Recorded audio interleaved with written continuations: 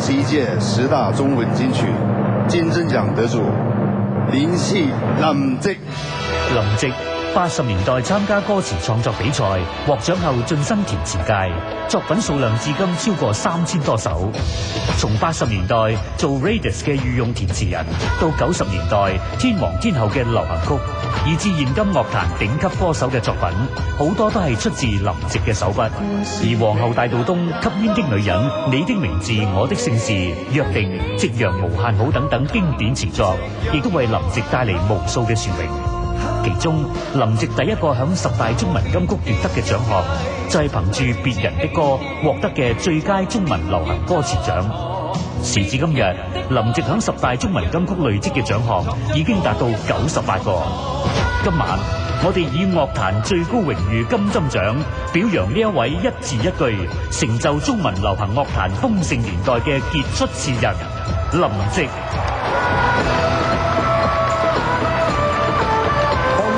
今屆嘅10大中文金曲咧，林夕咧都係攞到2首金曲嘅作詞獎嘅。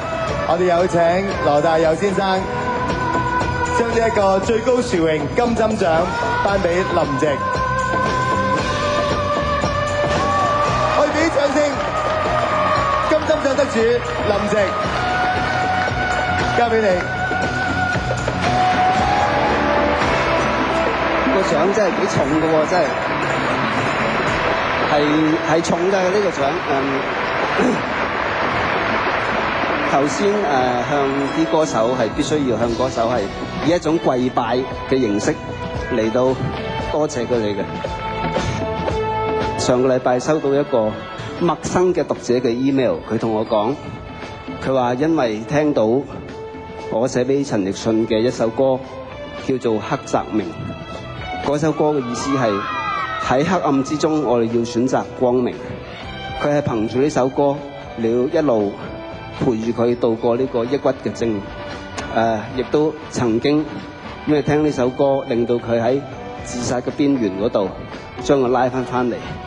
只要我以前寫過嘅任何一首歌，係譬如再悲傷嘅歌，能夠令大家認識到咩叫悲傷，然之後寫一啲勵志嘅歌，能夠再了解咗悲傷之後，能夠發泄咗出嚟之後，能夠識得點樣去為自己嘅心靈保溫，咁我覺得呢啲都係先至係最大最高嘅榮譽，先至值得我付出咗半世人，唔係未過完嘅，咁就暫時嚟講半世人係為呢個廣東嘅樂壇出力。咁最後我要多謝香港電台，同埋多謝孕育咗我呢半世人嘅廣東嘅歌壇，多謝。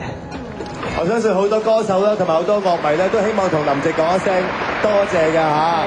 喺呢度都唔該晒我哋嘅頒獎嘉賓羅大佑，亦都請咧我哋金針獎得主咧林夕先生咧到台前。係啦，我哋安坐咧，因為以下有一班歌手咧就會唱你嘅一啲經典作品啊。好，唔該晒兩位，恭喜晒林夕。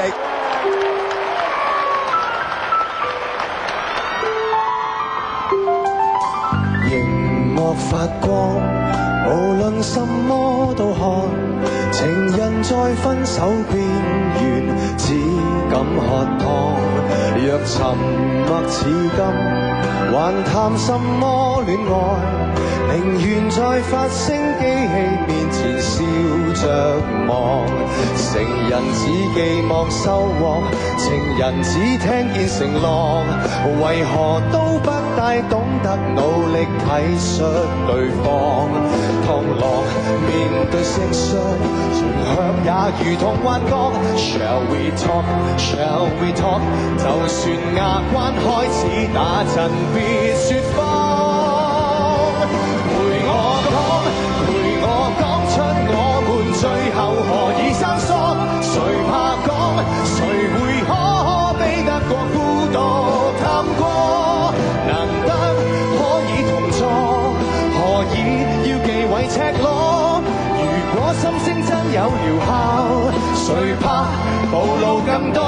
陪我講，陪我親身正視眼淚誰跌得多？無法講，除非彼此已失去了能力觸摸。鈴聲可以寧靜，難過卻避不過。如果